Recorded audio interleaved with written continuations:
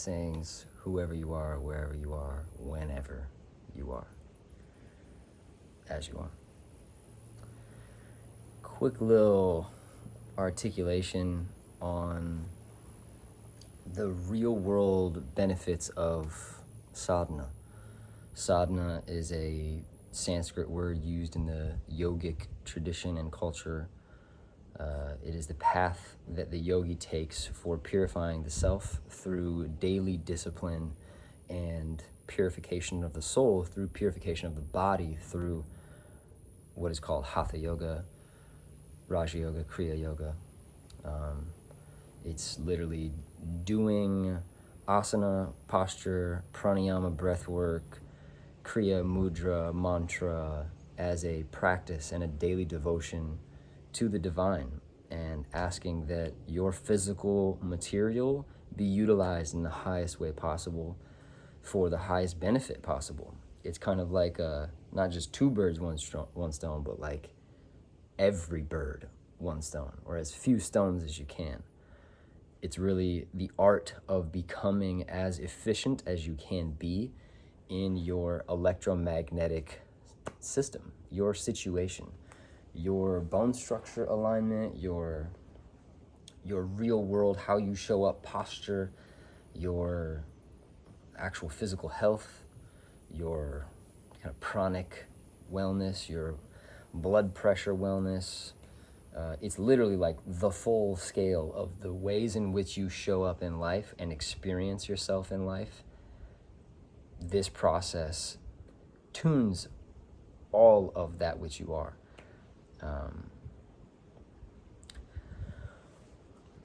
A really profound way that's kind of beyond or beneath the surface of how this affects the real world everyday life is, it affects your psychology for sure. It affects your physiology for sure.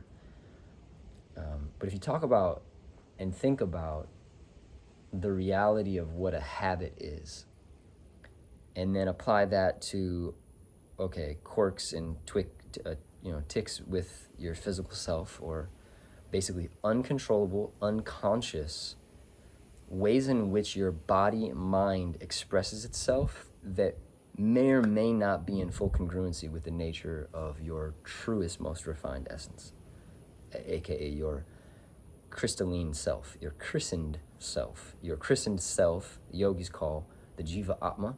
It is the individual soul self, individuated from the Paramatma.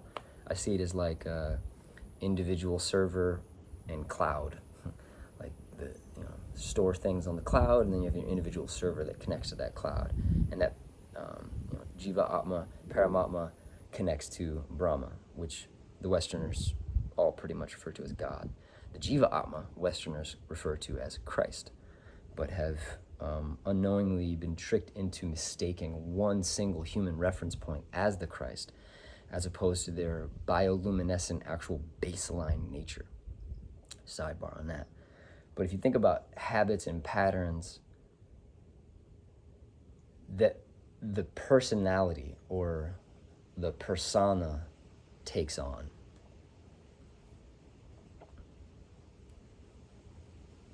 we call these, Sadhguru's got an incredible way of like simplifying it. He talks about it as like, it's also talked about in somatic experiencing, the work with the vagus nerve, and how trauma basically calcifies the pain body and hardens it in these moments that then, as the self, you don't really investigate because you just assume it to be as one with you or part of you, when in actuality it is the egoic structure, it is the mental self creating, they're basically like shortcuts. Like on your phone or your apps, or your computer, you have like you do one simple thing and it does an automated process by itself. That's really what the personality structure is. But then if you look at that as like bone structure and skeletal alignment, and then also I've found it very fascinating since I was young, even way before any of this languaging was available. I found it very interesting. It's like, whoa, when someone like loses a limb, or they're in a car accident and then maybe lose access and articulation to parts of the body, if not the entire body. Find it fascinating when someone has a stroke and part of the face goes literally numb or frozen. I see these as, it is the Raja Yoga Siddha way to see why. Why is it happening? Oh, it's a manifestation. I don't know, but whatever. Why is it happening for real though? Why is that manifesting? What is that about? And yeah, frozenness is the micronuclear atomic ceasing of evolution. It is becoming static as opposed to fluid, whatever the other word to describe the antithesis of static is. Anti-static. But yeah, you get into Jyotish, and it's like yogic astrology basically, and you look at the Nagshastras and why you have the facial geometry that you have, and how that personality structure has manifested as facial structure, and how that facial structure implies personality structure. It implies elemental levels. Some of us are more earthy, less airy, more fiery, more watery, and our ether binds those four elements together, and that's how our light body touches and then crystallizes with our material body. But yeah, the real world application of Raja Kriya Yoga through the means of Hatha Yoga, which is your daily physical application of, it's like Kriya Yoga and Raja Yoga are like the blueprint schematics for the process. Hatha Yoga is the process. And I suppose as a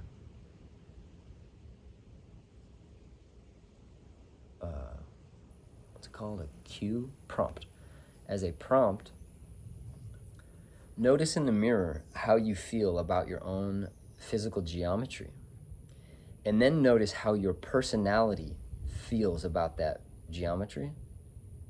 And if there's a difference between how your personality feels about your geometry and who you really are. Meaning, another way of saying that is, notice if there's a difference between how your personality feels about who you are and how and who you really are. I look at it as the gap between who you really are and how your mind thinks you should be, or how the ego, because of trauma, wants to see the self. The difference between that and then how the self actually is in its innate, most organic, most authentic alignment. Not just how I really am in a distorted way, but who and what and how I really am in the eye of the Creator, the eye of Spirit, the eye of the beholder, where the self is truly held, that is always being, that then we, woven into the material self, try to witness that. That's what Raja Yoga, Hatha Yoga, that's what these alchemical inward processes are really all about. Can you close the gap? Can we close the gap between how we think we are and how we really are? Who we wish we were and who we really are? What our pain has caused us to see us as really being, and what love always knows we have been and will be and can be. Can be is really still kind of a mind facet, but still in the essence of the truest self, there is always this organic evolution. It's our mind that gets in the way of that organic process because it sees out of time different chapter moments, and it compares where we're at to different chapter moments. Meaning the mind compares us to how we used to be, or how we could be, or how we might be about to be. And that closing of the gap, that is the atonement, that is the non-duality discussion. You can't force it, you can't do it, but as you start practicing being it, that is a subtle doing. And the more that subtle doing occurs, it undoes all else that has been done. And that's what really allows the greatest utilization of nature possible. The elements can be assorted in such a variety of ways. You know, those clouds could just freak out and turn into a tornado, and a volcano could explode the earth up, and then there could be like a quantum gravitational glitch, and all of a sudden there's like a portal in the sky, and the earth is like floating up and swirling around it, and the clouds actually come down, and there's this black hole actually where this pond used to be, and then all of a sudden the pond gravity inverts, and so many different things could happen. But this is what happens. This is what happens when air and earth and water and ether and fire, sunshine, are organized in a harmonious way. So how do we organize this in a harmonious way? That's the conversation. Feels like such a YouTube ego persona thing to say, but click the subscribe button if you haven't yet. It's a bliss, and I recognize that it's meant to be pointed at, and yeah, it's a beautiful blessing to be sharing with you, and would love to hear your thoughts in the comments. And it's an honor to connect with those that this is relevant for. So if you feel called to, please do. Much love. Blessings on your day. Namaste.